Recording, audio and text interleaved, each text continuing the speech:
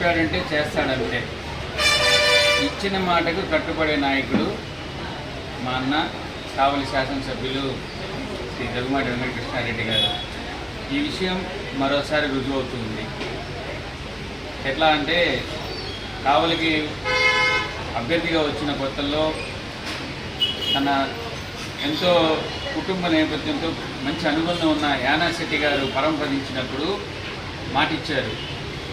ఆయన కావలి మున్సిపాలిటీకి ఎనలేని సేవలు అందించాడు, నిరాడంబర జీవితాన్ని గడిపి అందరికీ సేవ చేశాడు.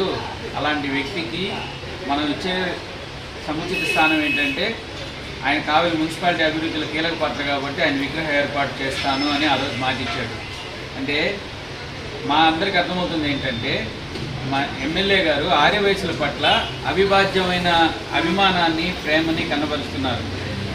ఇది ఒకటే కాదు, ఈరోజు తెలుగుదేశం పార్టీ అధికారంలోకి వచ్చిన తర్వాత మొట్టమొదట ఆయన నామినేటెడ్ పోస్ట్ ఇచ్చింది సాటి ఆర్యవయసుడు అయిన నాకు, గవర్నమెంట్ ఏరియా హాస్పిటల్ డైరెక్టర్గా.